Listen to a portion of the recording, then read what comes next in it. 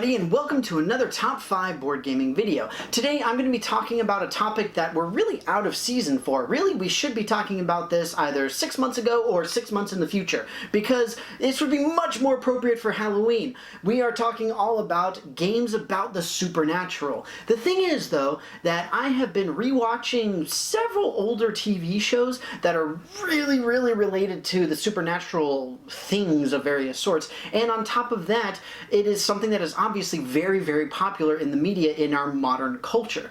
So the first and most important thing, though, is that I wanted to make a very good distinction as to what I'm going to be discussing. Now, I say supernatural, and the thing is, I've got a lot of board games that are about like fantasy, where we're talking about things like like goblins and orcs and elves and magic and all that kind of stuff. So like the D&D games are a perfect example. We do have Castle Ravenloft. Now, normally vampires would probably be considered supernatural and things like that, but in a fantasy setting, I'm sort of staying away from that. In addition, I am really trying to stay away from like zombies, or the traditional zombie. And just because, meh. Obviously, depending on your opinion, you could easily have games like Zombicide or Last Night on Earth, and I mean, any number of dozens and dozens of zombie games on this thing. But the thing is that for me personally, I don't really view those as supernatural. For me, the supernatural is more like, I guess, traditional supernatural with, like, ghosts and demons and that kind of thing. So that's really where I'm coming from in this aspect. And as far as that's concerned, I am really curious what you guys think about this. What do you think about the supernatural genre in general? I mean, again, in modern culture, we have seen a lot of this stuff in movies and TV shows in the last like 10 years or so. It's ramped up so much. It's absolutely ridiculous. But with that, I'm very excited to get started. We're going to go ahead and jump off with my number 5. At number 5, I have a game, or rather a collection of games, that really sort of defines what this list is about, because it has just a little bit of everything in this case. It's a really great party game, or again, collection of party games, and we are talking specifically about Werewolf. Now, in this case, I have the One Night Collection, which I got off of Kickstarter. One of the cool things about this is we not only have One Night Werewolf, but we also now have One Night Vampire. Not to mention the fact that we have Ultimate Werewolf, and we've got all sorts of craziness like that. Okay, but we could put any number of games in this. Like, we also have games like Bloodbound is another one that I've got that has very similar mechanics. You're talking about deception and bluffing and this kind of thing. And it's really good. It has a lot of the traditional aspects of supernatural, like, woo, spooky kind of thing, right? That's the whole point of the games. But for me, the reason this is lower on the list is because it presents everything in a little bit more of a campy way. Like, it's meant to be a little bit more cartoonish, and that's fine. It's not a bad thing, but we're talking about these games that are designed to be played as a group, in a group, with and just have a lot of fun. That's really what it's all about. For me, I wanted to get more games that focus on like storyline and mythos, and just like something that you can metaphorically bite into, or I guess literally bite into in the case of Vampire One Night. But either way, it's a great collection of games. There's a whole lot of them. If you haven't played the original Ultimate Werewolf, where you need a moderator, you should try it out. It's a fun game if you get a good moderator. One Night, of course, is a great game. You can use the app to run through it as well. Tons of fun, absolutely amazing. This fancy box is actually the Broken Token box that I got via the Kickstarter. I don't know if you can buy it separately now, but either way, it holds all the One Night games. So tremendously fun. Werewolf, One Night particularly, but also Vampire, Ultimate Werewolf, all of these kinds of group deception games based off of like vampires and werewolves and all these kinds of things. Collectively, my number 5.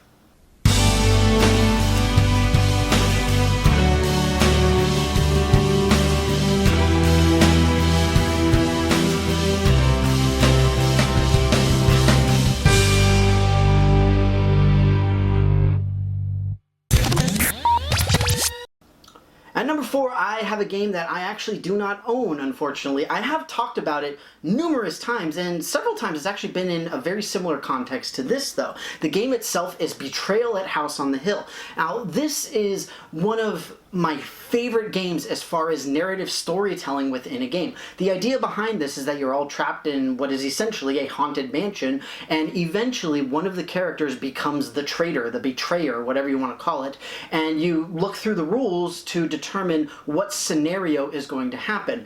And it's always something equivalent of, you know, like Frankenstein's monster, or, you know, vampires coming, zombies coming, all this kind of stuff. There is really a very engrossing story element to it, and on top of that, one of the best things is that it is a co-op game that has a traitor element, but you know, not only will everybody know who the traitor is, but when you first start, nobody has any idea who or what the scenario is going to be, who or what the issue is.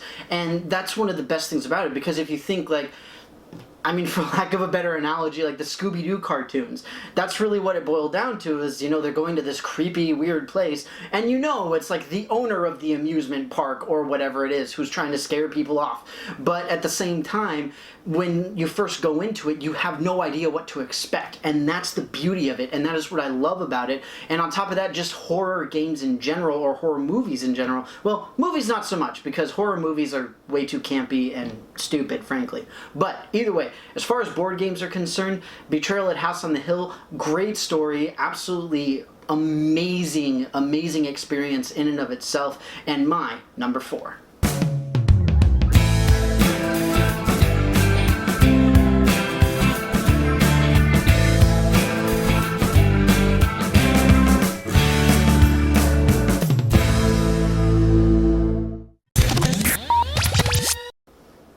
At number 3, I've got a game that may seem a little bit odd, just in terms of the aesthetic, because I had mentioned before with One Night and those games that the artwork is kind of cartoony and almost kiddish to an extent. But for this one, it is still a little bit of that, but it has just the right amount of, like, what the fudge type of factor to it that really just takes it over the edge and makes for a great game. The game itself is Ghost Stories. Now, obviously, if you're talking about a game like Ghost Stories, then we have to mention we are talking about fighting ghosts. This is the whole point. And the best part about this game, the thing that I really love about this game, is that you are talking about stories that come from the Taoist tradition, Taoist stories about various ghosts, various, you know, generals and spirits and demons and all these kinds of things that are actually part of the Taoist mythology, which I think is really, really interesting. And I think it's exciting that we can see this kind of thing. And obviously, I can't speak to whether or not the illustrations are accurate. I mean, obviously they're of ghosts, but that's beside the point. As far as the traditional idea of what these ghosts may look like, I don't know if Ghost Stories is accurate on that, and frankly, I don't care, because the actual images of the ghosts in this game are pretty scary. Like, you look at them and it's just like, what the fudge? But then obviously you look at the people who are fighting them and you can see that they're just a little bit cartoonish, but in that sense it creates a great contrast, because you have the cartoonish, almost innocent style of the heroes, and then you have the really, frankly, kind of creepy styling of the actual ghosts that you're fighting against. So I just love those aspects of it. I love the fact that you've got stories that come from these very deep-rooted traditions, and I love that you get the contrast between the players and the enemy. Again, it is a co-op game, obviously, so you do get all of that greatness just sort of rolled into one experience, and it is just tremendously fun. And on top of that, a great solo game in and of itself as well. Ghost Stories, my number 3.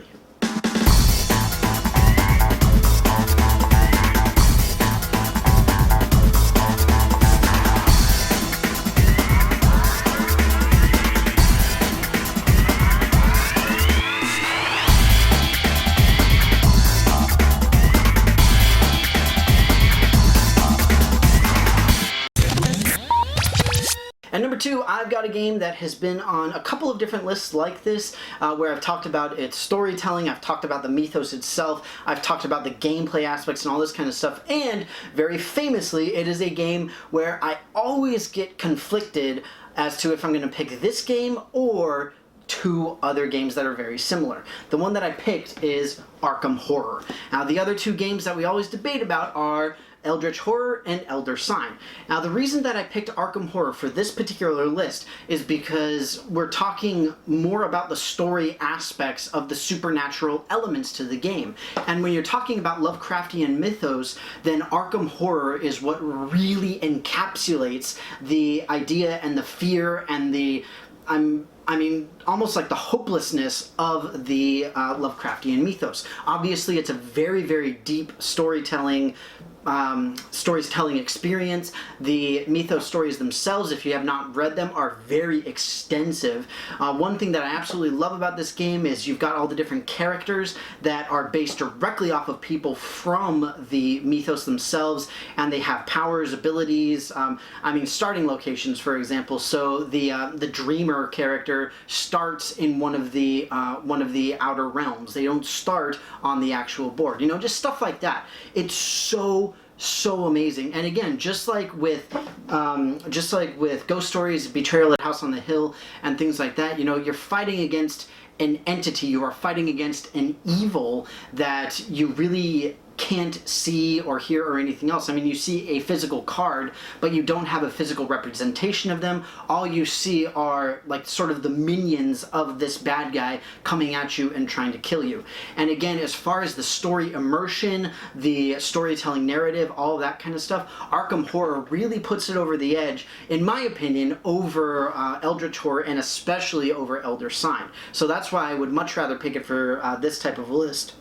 But that said, because it has those deeper aspects, it is a much more complicated game, so it will take you a lot longer, but again, it is a great experience. If you have not tried it, definitely give it a whirl. Arkham Horror, my number 2.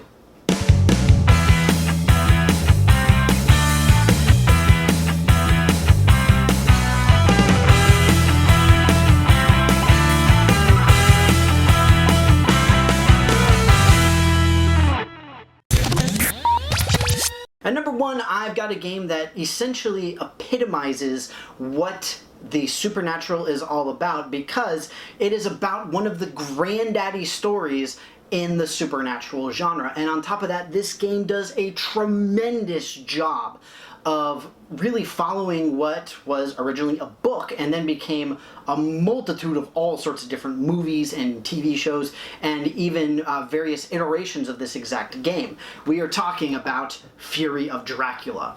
Now, for those of you who have not played this, first off, you can take a look at my channel. I did do a review and a demo for how to play this. It is a fairly intense, fairly complicated game, but if you get a chance, you have to play this. As far as immersion, as far as game mechanics wise, as far as the co-op team-based aspect, as far as the overall storytelling, and as far as the supernatural element just sort of like crushing down upon you, this game is gorgeous in all of those aspects. It is a wonderful game. It is tremendously fun to play. And again, as far as this list is concerned, talking about the supernatural elements, you really can't get more supernatural than the granddaddy Dracula. Like, it is not possible. This is a very well-known, very distinctive supernatural being who has been around for years and years and years. I don't remember when it was first written about. I want to say it was the 1800s, but I honestly don't know when Dracula was first written about. I do know Ivan the Terrible inspired it in part, but irregardlessly, that is neither here nor there. Fury of Dracula itself, very similarly to Arkham Horror and Ghost Stories, really does a great job of the immersive aspects and allowing you to sort of get in the shoes, so to speak, of the vampire hunters, where in this game the idea is that you've got the team of hunters and then you have Dracula as a single person, and everybody is seeing what's going on, controlling around where they're going. Dracula is doing a hidden movement so the hunters don't know where he or she is, and all this kind of stuff. It's if you've ever seen the movies, this is most reminiscent of I believe it was just called Dracula, but it was the one with Anthony Hopkins. I want to say it was made in the mid-90s or something around there. Absolutely great adaptation of the story. And this really does a good job of putting you in that specific type of story where it's dark, it's gritty, it's nasty, everything is against you, and it is simply difficult to get through. It is a tremendously fun game and does a wonderful job of giving the supernatural element without becoming overbearing or like sort of in your face about the whole thing.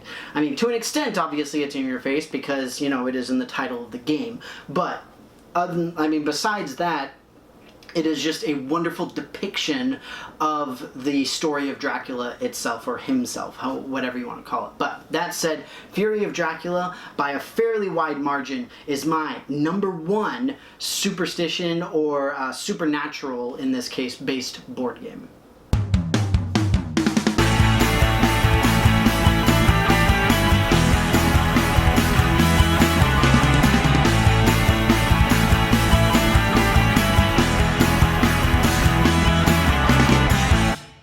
Well, that's it for me, folks. I hope that you enjoyed this video on my top 5 favorite games based upon the supernatural elements of various sorts.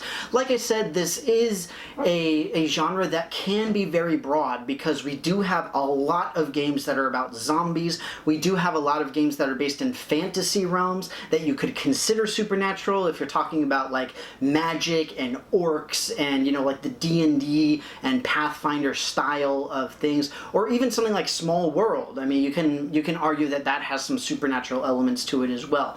So I am very, very curious what you all have to say. Obviously, for my purposes, I went more with like the horror elements in this case, and I mean, it was fairly similar to my top 5 horror-based games, but at the same time, I wanted to go with games that had at least a little bit more story, a little bit more sort of interaction pizzazz type of thing with them, and I wanted to go with games that were sort of rooted a little bit more in something deeper than simply in the, not to bash on it because it is a great game, but something like Zombicide, where again, it's a good game, but it's essentially you're going out there, you're killing zombies, and I mean, you're trying to survive, which is fine, it's perfectly well and good, but at the same time, it's just like, why? Why are we fighting them? You know, stuff like that. And, I mean, I don't know, call me like a hipster, critic, weirdo, whatever you want to do, but at the same time, it's just, for me personally, this is more of what the supernatural games that I want to play and I want to see. But again, please let me know in the comments below what you guys think about it. What do you consider a supernatural game? Would you have put zombie games on this? Would you have put the sort of more fantasy-based, or even like, do you consider extremely high-tech to be somewhat supernatural? You know, we always hear this argument of anything that is sufficiently advanced technology would seem like magic to somebody of a lower technological era and that kind of thing. But with that, thank you so very much again for watching this. I do hope that you enjoyed it, and I will see you next time. Thank you so much again, everybody, for watching my video, my top 5 favorite supernatural-based board games. Like I said, I did really avoid the whole thing with zombies and not only that, but the fantasy aspects and things of that nature. So I'm very curious about what you guys have to think. Would you include things like Zombicide and Last Night on Earth, and even something like Time Stories or things of that nature? I am very curious to hear what you guys think about all of this. With that, as always, I have several of my playlists linked up at the top of the page so that you can see more of my work. And if you want to see more of me and myself in the future, go ahead and click on that big giant subscribe button. But with that, thank you so very much for being here, and I will see you next time.